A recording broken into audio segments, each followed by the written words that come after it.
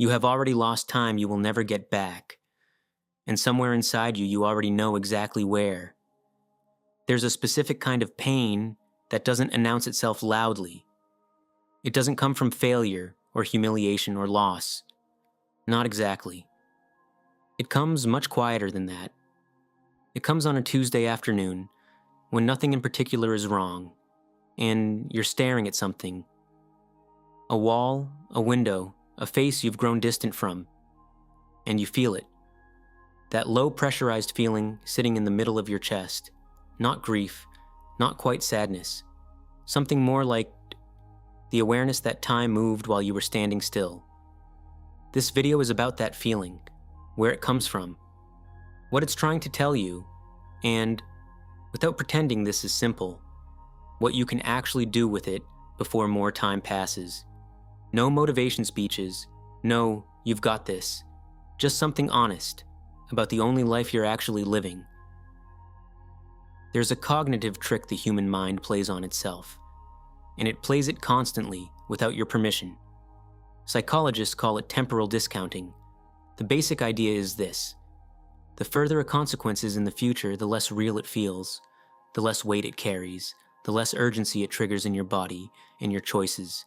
Your brain treats future you almost like a stranger, someone you vaguely care about but don't feel deeply responsible for, in the same way you feel responsible for yourself right now, today, in this moment.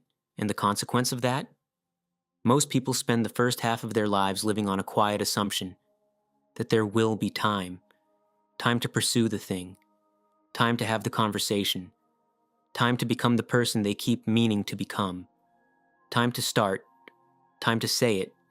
Time to leave. Time to try. That assumption is not malicious. It's not stupidity. It's just how the brain works when the stakes feel abstract. But here's what no one really prepares you for: the moment when the future stops feeling far away.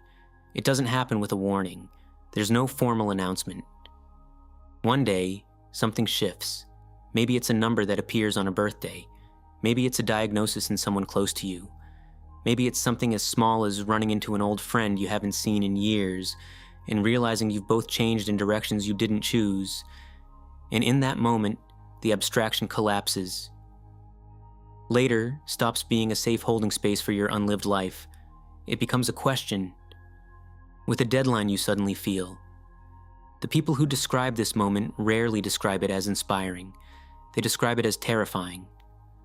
We talk about regret like it's a lesson, like it's something clean, and you look back, you identify the mistake, you learn from it, you move on. That's the polished version, the version that fits in a quote. The real version is less elegant. Real regret is not a lesson, it's a weight. It's the specific texture of knowing that a version of your life existed. A version where you said yes, or said no, or showed up differently. And that version is no longer accessible, not because you failed at something, but because you waited. Because fear was louder than desire for long enough that the window closed. A researcher named Bronnie Ware spent years working in palliative care, sitting with people in the final weeks of their lives, listening to what surfaced in them when everything unessential had been stripped away. What she found wasn't complicated. The most common regrets were not about things people had done. They were about things people had never done.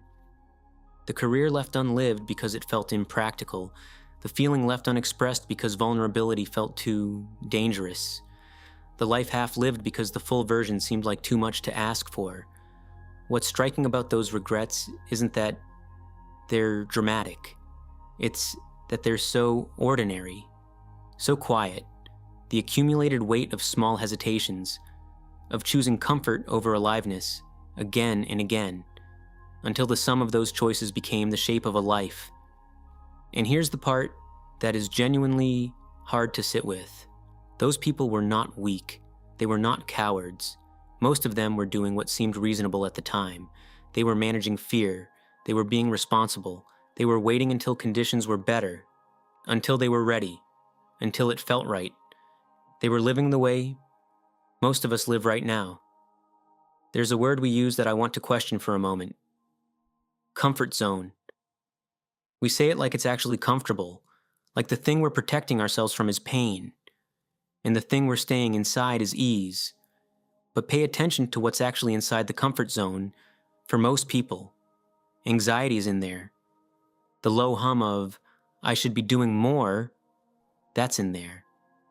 The scroll, the half-finished projects, the relationships that have gone flat but haven't been addressed, the career that pays the bills but quietly hollows you out, the distance between who you are and who you sense you could be, that distance lives inside the comfort zone. What we call the comfort zone is not a place of ease. It's a place of managed suffering. It's the suffering you've learned to tolerate because at least it's familiar. At least it's predictable. The pain of staying is so well worn it doesn't surprise you anymore.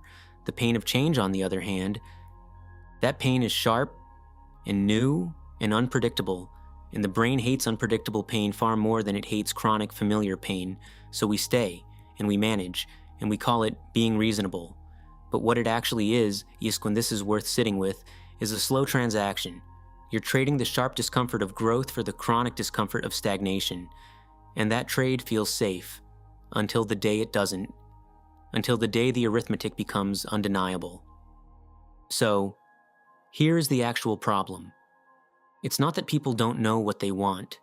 Most people, if they were honest in a quiet room with no one watching, have a fairly clear sense of what they want, the relationship they want, the work they want, the version of themselves they want to inhabit.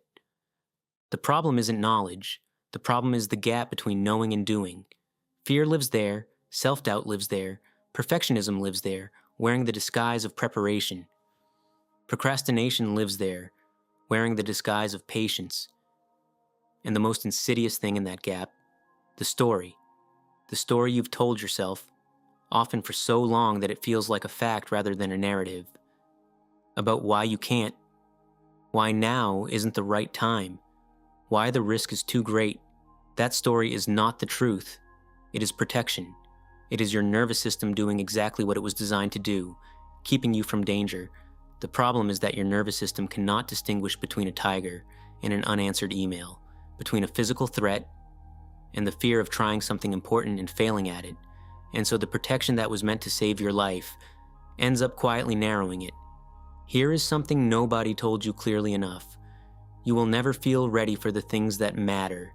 Readiness, the version of it that feels like certainty, like solid ground, does not precede the important actions of a life. It follows them.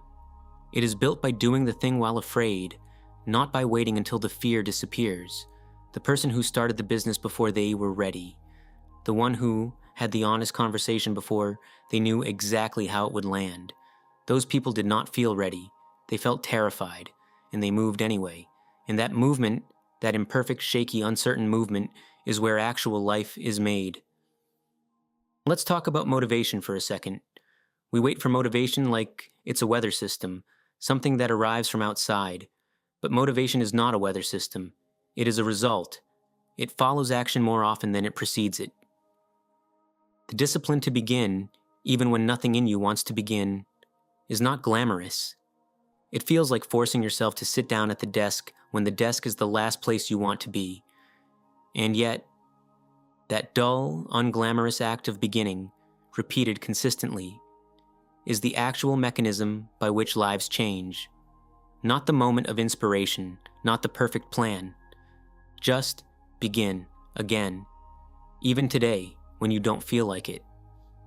There's a version of responsibility we talk about a lot, responsibility to others, but there's a version we talk about far less, responsibility to yourself. The responsibility to take your own life seriously, to treat your time as finite and therefore precious, to refuse to spend another decade living primarily in reaction, reacting to circumstances, to expectations, to the fear of judgment, rather than in authorship. Because here's what living in reaction looks like. It looks like busyness with no direction. It looks like the vague but persistent feeling that you are always preparing to start living, rather than actually doing it. And no one can interrupt that pattern for you. You are the one who has to decide, quietly, repeatedly, that your life belongs to you. I want to tell you something, and I want you to actually hear it. You are not going to be ready. You are not going to have more time next year than you do right now. That version of the future is not coming. What is available, the only thing that has ever been available, is now. This moment, with its imperfect conditions and its uncertainty. This is the raw material. This is what you have, and the only question that actually matters, is what you're going to do with it. Here is what I want to leave you with. Your time is finite. Most people live without ever really landing in that felt sense of finitude, but the ones who do, the ones who actually let it in, find it to be the most clarifying thing that ever happened to them. It strips away the excuses. It leaves you with the actual question, what do I want my time to be for? Growth comes from doing difficult things. Not because difficulty is virtuous, but because the things that matter require you to move toward discomfort rather than away from it. And finally, accept what has already happened. The past cannot be rewound. The energy spent wishing you could rewind is energy not being spent on the life still in front of you. You do not live there. You live here. In this imperfect, urgent, unrepeatable present. Build something you can look back on, not with pride as performance, but with the quiet recognition that when you had the choice between showing up and not showing up, you mostly showed up.